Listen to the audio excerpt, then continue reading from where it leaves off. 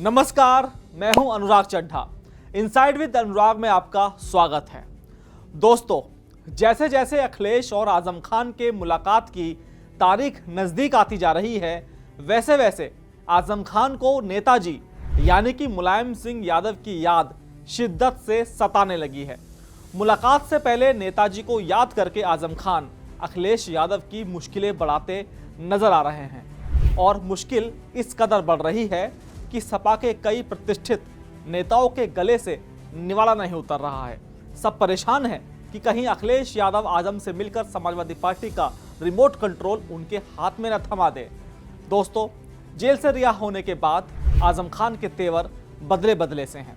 वो कभी बसपा में जाने की अटकलों पर खामोश रहकर सस्पेंस बढ़ाते हैं, तो कभी मीडिया के सामने आकर ऐसे बयान देते हैं जिनके कई सियासी मायने निकलते हैं। हाल ही में उन्होंने अपने और दिवंगत मुलायम सिंह यादव के रिश्तों पर जो कहा, वो सिर्फ एक पुरानी याद नहीं बल्कि अखिलेश यादव को भेजा गया एक सीधा संदेश है। नेताजी के दौर को याद करते हुए आजम खान ने कहा कि मैं जहां उंगली रख देता था, मुलायम सिंह यादव वहीं पर साइन कर देते थे। यह सिर्फ एक बयान नहीं है, यह आजम खान का अखिलेश की मीटिंग से पहले एक शक्ति प्रदर्शन है। यह एक लाइन अपने आप में पूरी की पूरी कहानी बयां करती है। यह सिर्फ आजम का रसूख नहीं बताती, बल्कि यह भी बताती है कि नेताजी के दौर में उनका कद क्या था। यह एक सीधी तुलना है आज के और कल के दौर की। आजम खान बहुत ही चतुराई से अखिलेश को ये याद दिला रहे हैं कि जब पार्टी बनी थी, जब पार्टी को खड़ा किया गया था, तब वो और मुलायम सिंह बराबर के साझेदार थे। वो बिना नाम लिए ये कह रहे हैं कि जो सम्मान और अधिकार उन्हें मुलायम सिंह से मिला, क्या वो अखिलेश यादव से मिल रहा है? आजम खान की कहानी यही नहीं रुकती। वो नेताजी के साथ अपने निजी संबंधों को भी सामने ला रहे हैं। वो बताते हैं कि कैसे पत्नी के इलाज के वक्त नेताजी ने पैसों का लिफाफा भेजा था और उन्होंने उसे वापस लौटा दिया था। वो खुद को सियासत का ऐसा फकीर साबित करने की कोशिश कर रहे हैं जिसने 50 साल की राजनीति में कोई कोठी बंगला नहीं बनाया। एक तरफ वो खुद को गली का खादिम बताकर विनम्रता दिखाते हैं, तो दूसरी तरफ उंगली पर साइन कराने वाली कहानी सुनाकर अपना पुराना रसूख भी याद दिलाते हैं। राजनीतिक विश्लेषक आजम खान के इन बयानों को 8 अक्टूबर की मीटिंग से पहले एक प्रेशर टैक्टिक्स के तौर पर देख रहे हैं। यह सिर्फ नॉस्टैल्जिया नहीं है, यह एक सोची समझी रणनीति है। आजम खान मीटिंग से पहले एजेंडा सेट करना चाहते हैं। आजम खान लगातार नेताजी को याद करके अखिलेश यादव को यह संदेश दे रहे हैं कि वो पार्टी के किसी अन्य नेता की तरह नहीं है। उनका एक इतिहास है, एक हैसियत है और उस हैसियत को नज़रअंदाज नहीं किया जा सकता। यह बात इसलिए भी ज़रूरी है कि आजम की गैर मौजूदगी में समाजवादी पार्टी के कई नेता अखिलेश यादव के करीबी बने और पार्टी में एक सम्मानजनक पद हासिल किया। लेकिन आजम के वापस आने के बाद उन नेताओं को अपना भविष्य खतरे में दिखाई दे रहा है।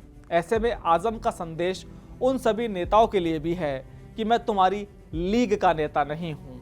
साथ ही पार्टी का जो वर्ग आजम के सपोर्ट में है, उस सपोर्ट को वो और मजबूत कर रहे हैं ताकि अखिलेश उन्हें नज़रअंदाज बिल्कुल ना कर सकें।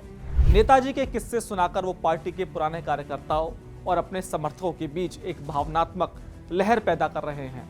इससे अखिलेश पर यह दबाव बढ़ेगा कि वो आजम खान का पूरा सम्मान कर सके, क्योंकि जब 8 अक्टूबर को बंद कमरे में बात होगी तो आजम यह बताने की स्थिति में होंगे कि उन्होंने पार्टी के लिए कितनी कुर्बानियां दी हैं। चाहे रामपुर में टिकट का बंटवारा हो, पार्टी में उनकी भूमिका हो या उनके समर्थकों को समायोजित करने की बात हो, इन किस्सों की गूंज उस मीटिंग में जरूर सुनाई देगी। क्योंकि मीटिंग में बात सिर्फ हालचाल तक तो सीमित नहीं रहेगी, बात होगी आजम के भविष्य की, उनके सम्मान की और 2027 में उनकी भूमिका की। इन बयानों के जरिए आजम खान ने पहले ही अपना कद बढ़ा लिया है।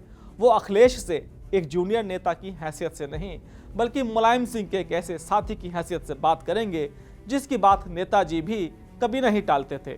वो याद दिला रहे हैं कि पार्टी पर उनका उतना ही हक है जितना यादव परिवार का है। अब आजम के बयानों के बाद अखिलेश यादव एक ऐसे मोड़ पर खड़े हैं जहां आजम खान को नाराज करना उनके पीडीए समीकरण यानी कि ए यानी अल्पसंख्यक वाले हिस्से को कमजोर कर सकता है। आजम खान आज भी मुस्लिम राजनीति का सबसे बड़ा चेहरा है और उनकी नाराजगी का संदेश अच्छा नहीं जाएगा। दूसरी तरफ अखिलेश एक नई सपा गढ़ रहे हैं जो सर्वे, डेटा और युवा चेहरों पर आधारित है। वो मुलायम सिंह और शिवपाल के दौर की लायबिलिटी से मुक्त होकर अपने वफादार नेताओं की एक नई फौज खड़ा करना चाहते हैं। ऐसे में अगर वो आजम खान के दबाव में आते हैं तो ये सीधा संदेश जाएगा कि पार्टी में आज भी पुराने नेताओं का दबदबा है और अखिलेश अपने दम पर कड़े फैसले बिल्कुल नहीं ले सकते। यह है उनकी नई सपा की छवि को धक्का पहुंचाएगा। लेकिन अगर वो आजम को नजरअंदाज करते हैं तो उन पर भी पिता के सबसे करीबी साथी को अपमानित करने का आरोप लगेगा और विपक्ष खासकर बसपा इस मौके को भुनाने की पूरी कोशिश करेगी। कुल मिलाकर आजम खान ने अपने बयानों से अखिलेश को शह और मात के एक ऐसे खेल में उलझा दिया है जहां जीतना मुश्किल है और हारना खतरनाक है। 8 अक्टूबर की मुलाकात सिर्फ दो नेताओं की चाय पर चर्चा नहीं होगी, बल्कि यह समाजवादी पार्टी की वर्तमान और भविष्य की दिशा दशा तय करने वाली एक अहम बैठक साबित होगी। दोस्तों, मेरा ये विश्लेषण आपको कैसा लगा कमेंट बॉक्स में ज़रूर लिखकर बताइएगा। साथ ही साथ मेरे चैनल को सब्सक्राइब करना बिल्कुल मत भूलिएगा। फिर आपसे दोस्तों मुलाकात होगी किसी नई खबर के साथ। नमस्कार।